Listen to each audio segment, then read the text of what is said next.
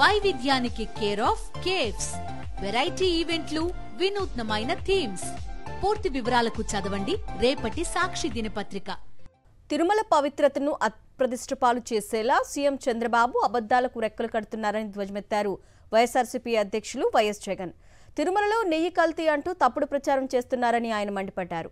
రాజకీయాల కోసం దేవుణ్ణి కూడా వాడుకునే దుర్మార్గమైన మనస్తత్వం చంద్రబాబుది అని విమర్శించారు వైఎస్ జగన్. చంద్రబాబు నాయుడు గారి 100 రోజుల పాలన మీద దృష్టి పెట్టేసరికి ఇప్పుడు తిరుమలకు వచ్చే నెయ్యి కల్తీ జరిగిందంటూ ఇంకో డైవర్షన్. ఇది నిజంగా అన్నిటికన్నా ఇంకా ఆశ్చర్యం కలిగించే పెద్ద డైవర్షన్.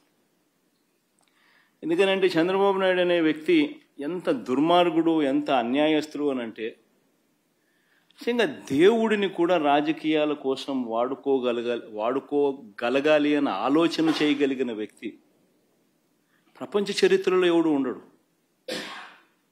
ఇంత అన్యాయస్తుడు ప్రపంచ చరిత్రలో ఎవడు ఉండడు. దేవుడు ని రాజకీయాల కోసం ఉపయోగించుకోవాలి అని ఆలోచన చేయగలిగిన దుర్మార్గమైన మనస్తత్వం ఒక చంద్రబాబు నాయుడు గారికి మాత్రమే ఉంటాయి.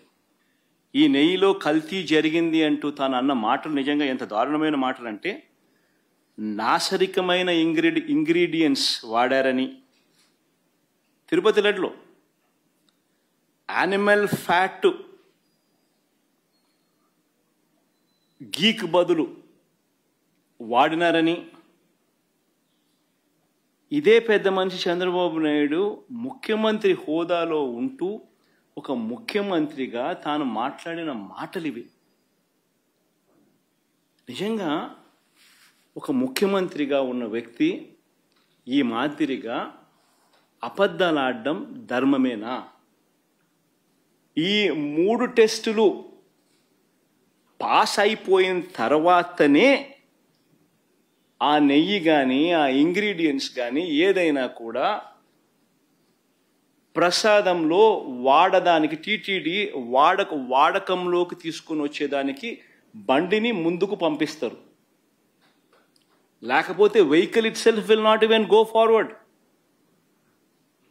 లేకపోతే అసలు ముందుకు కూడా పోదు. రిజెక్ట్. ఆ 3 శాంపుల్స్లో ఏది పాస్ కాకపోయినా కూడా అసలు నీకు అసలు శాంప్లింగే అసలు నీకు అసలు ఆ బండి ముందుకే పోదు, ఆపేస్తారు, రిజెక్ట్ చేసేసి వెనక్కి పంపించేస్తారు. దట్ ఈస్ ప్రక్రియ. This is compulsory. మరి నేను అడుగుతా ఉన్నది ఒకటి చంద్రబాబు నాయుడు, మరి ఏదైనా కానీ రిజెక్ట్ అయిపోతే అసలు వాడే అవకాశమే లేదు, వాడే పరిస్థితి లేదు. మరి అలాంటప్పుడు అది వాడారని, అవి నాసిరికమని, యానిమల్ ఫ్యాట్ అని ఇలా రకరకాలుగా చెప్పడం అబద్ధాలు కాదా? ధర్మమేనా? న్యాయమేనా అని అడుగుతా ఉన్నా. మంచి రోబస్ట్ ప్రాక్టీస్ అనేది ఏదైతే ఉందో ఆ రోబస్ట్ ప్రాక్టీస్ను దాన్ని నువ్వు బ్రహ్మాండమైన ప్రాక్టీస్ ఉంది అని చెప్పి సంతోషపడాల్సింది పోయి, గొప్పగా ప్రాక్టీస్ ఉందని చెప్పి ప్రపంచానికి చెప్పాల్సింది పోయి, మనం చేస్తూ ఉన్న పని ఏమిటి?